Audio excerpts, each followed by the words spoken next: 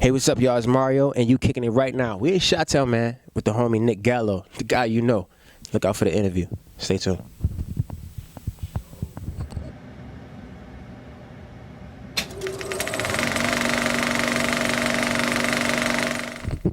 What's up? It's Nick Gallo, the guy you know. I'm here with the man of the hour, Mario. What's up, bro? What's good? What's good? What's good? Yeah, you're back in Chicago. Right. First time I seen you perform, like two memories of seeing you.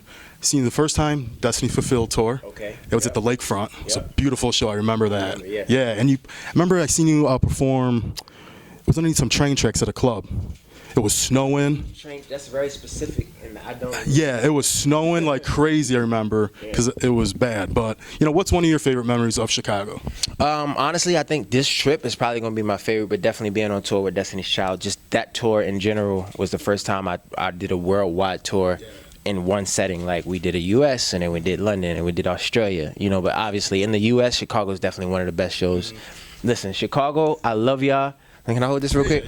Y'all have always, I'm gonna take this over. Y'all have always been one of my #1 supporters. So Chi-Town, I love y'all, and it's a pleasure to be talking to this man right here. He holding it down for the city. You know what I'm saying? So yeah. Appreciate it. Yeah, it's a big month for you. Yes. Dancing Shadows came out. Yeah. Your first album in 9 years, and independently. So how does it feel to have the full body of work out now? Because I know it took a lot, to the transition too from label to independent. I know it's a lot, and it's a learning process. Yeah, I mean, it feels amazing, to finally have the body of work out and to see fans actually responding to it. I have fans that hit me up like, yo, this song for this day, like listening to Good Times make my day better. And then fans like, yo, Too Many Options, that's my favorite R&B song right now. Like, just really seeing people that, that's the goal as an artist, to have your fans really engulfed in the body of work and have them enjoy it just as much as you enjoy creating it. The next step is tour, which we're planning for like February sometime. I'm working on another project with Fox right now, including Umpire, which we can talk about that too. But yeah, it feels great, man. I'm still on a high, to be honest with you. I'm still on a high. One thing I love, I feel like you're one of the artists that really prove it. A lot of people say, oh, I'm independent, I don't have the budget, I'm not going to be able to make dope videos. Your visuals for the first 3 so far and your album cover work, I mean, you would think you had a $10 million budget. I mean, on point. I mean, from the editing to the visual to the concept, everything's amazing. So, how we're making them 3 videos and just the artwork and everything about the album. I feel like this album, even with the title Dancing Shadows, it's everything that I wasn't able to do when I was with, a major and had so many people involved in the creative process. It's like everything that I wasn't able to do, from the writing to the production, everything I was involved in. And it's really like seeing the vision all the way through, really having the opportunity to be a true artist. And I think right now, for any artist out there, right now is the time to experiment and take a hold of your vision and really manifest it. All the opportunities and the universe will, as long as you know what you want and you have a clear understanding, the universe will create the circumstances for you to meet the right people, etc. So that's what it feels like. It just really feels like everything aligned on its right timing, and you got to trust the process, baby. You got to trust and I know it gets hard, and you're gonna have a lot of discouraging moments, but you got to know that the process, you're learning doing this. This is like, you're getting beat up to get stronger. I feel the strongest I've ever been. I feel the smartest I've ever been. I feel the most focused that I've ever been, and it's all like, part of the timing. Yeah, I know. New Citizen is your label. So how did you, when did you know, hey, I want to go independent? Because, like you said, it's a hard thing to do at first. Did you know right away, or was it kind of in between? I mean, I had no choice really, man. I was having a hard time finding the right partners, and I'm just at some point I got to bet on myself, and I decided to bet on myself, and I'm still doing that.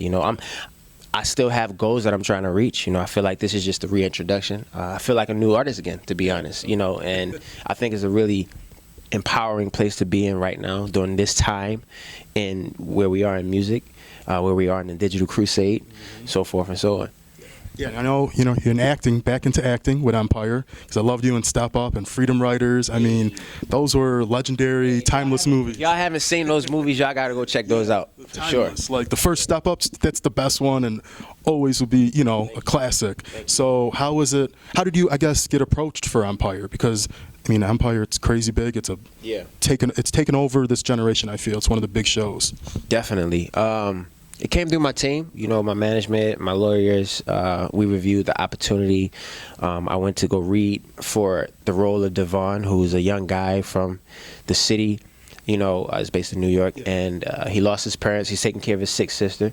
Works in a junkyard. He just has an incredible voice, and Cookie heard him over the internet, and she wants to sign him. But so does Empire. So it's kind of like a very similar path in terms of choices and morals. He has to decide whether, okay, do I want to go with a big conglomerate who may take my image and my career and just play with it, or do I want to work with people that feel like family, that are really stand for something that's really gonna push me to be a better artist. So y'all gotta watch to find out his choice. Yeah, because it premieres this week.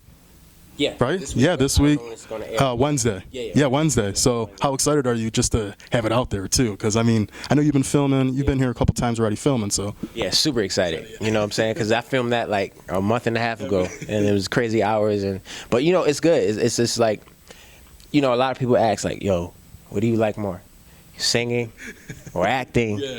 And it's like I'm getting the opportunity to do both in this film, so it's exciting again. It's like recharging my creative battery. So and then working with greats like Taraji. I mean, she got another movie coming out. She's doing so many good things in the community. She just launched her organization for mental health.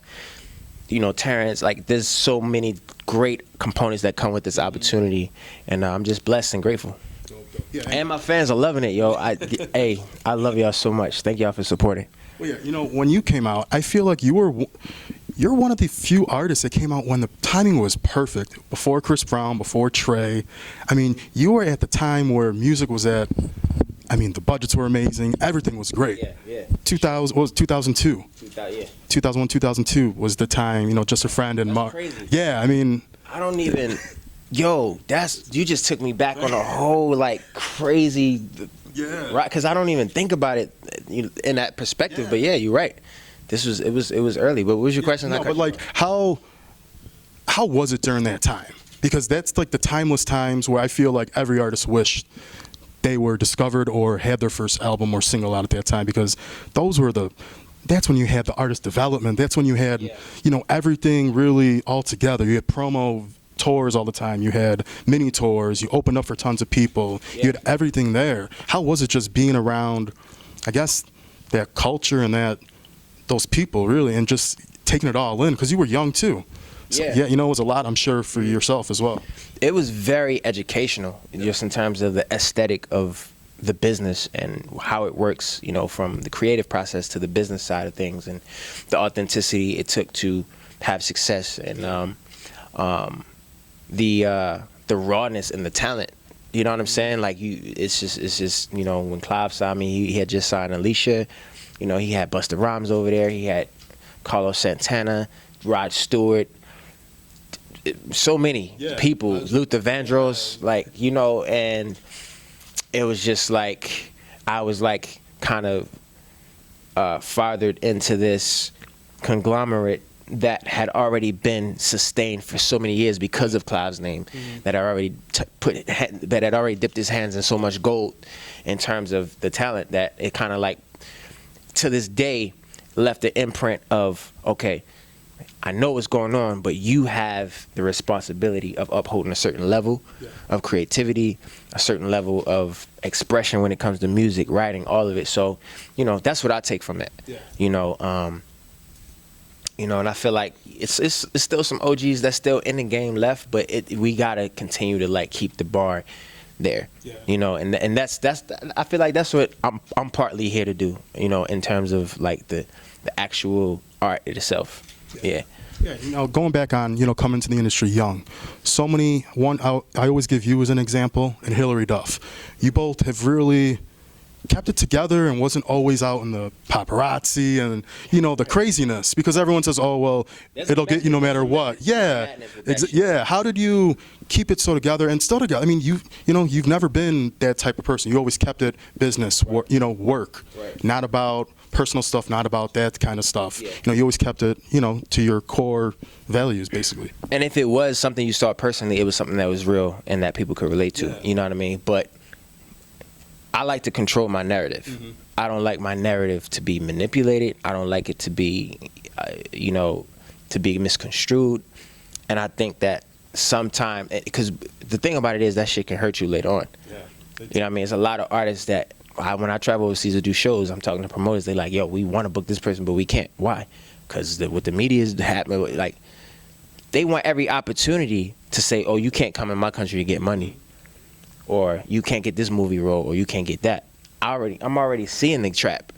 People think just because you're not in the street that they're on trap. That's traps in the industry too, that keep you from evolving. So, you know, I just think as a young black man growing up in Baltimore, from Baltimore, like, I've seen the bullshit from a young age, and I see it in the industry too. So I just try to keep myself kind of like, stay focused and keep my vision, stay healthy, you know, mentally, physically, spiritually, and stay focused, bro. And not get caught up into like the, you know, just all the fake shit that goes on, you know, all of that, you know what I'm saying? And control my narrative, you know, whether it's with women, like, so I don't post a lot of stuff when I do with women. I do my stuff behind closed doors. You know what I'm saying? Nobody need to know, because, again, that narrative can get controlled easily. You post something with somebody, even if you with somebody, right? Let's say you with somebody for a year or two. You post pictures. The moment y'all break up, that person can say anything they want about you. It doesn't even have to be true. But that platform is there. You know what I'm saying? Basically. I ain't saying don't have fun. I'm just saying be responsible, you know, when you got a lot to lose. Yeah, and another thing I want to talk about, what's been one of your, because you've been to everything. I mean, from award shows to red carpets to, you know, industry parties to, what's one moment that like really told yourself like, oh shit, like I'm here to stay? Yeah. When I took a picture, this was before we went on tour, but like when I took a picture with Beyonce on the red carpet at the Grammys, that had to be like, you know, it was just me and her. You know what I'm saying? That picture's out there somewhere. You should find it and pull it up. And I was a huge fan of hers. You know what I'm saying? Like middle school, writings on the wall, videos, just standing there drooling at the TV to like going on tour with her. You know, also performing at Clive Davis's Grammy party. That was just, you know what I'm saying? So, you know, everybody was in the building, from the movie industry, film, like anybody you could imagine was there. So stuff like that. Dope. And, you know, you've collabed with a lot of big producers, a lot of big artists. One person I feel like you both would make like a new Usher and Alicia Keys' My Boo. You and Seven Streeter. Oh, man, yeah. I feel like, yeah. We in talks. Who else do you want to work with still in the future? But I see that, like you and Seven, it would just be magic. Man, honestly, like with this new phase that I'm in right now, musically and creatively, J. Cole, Kendrick, Childish Gambino, Saba, her, Seven, who else? There's so many artists. ASAP Rocky, you know what I'm saying? Yeah, I guess that's just to name a few. Yeah. Yeah, and you were talking about touring as well. So what do you want to do this time around? Like you said, it's for the new album. It's been almost 10 years it'll be for touring, for the full body of work.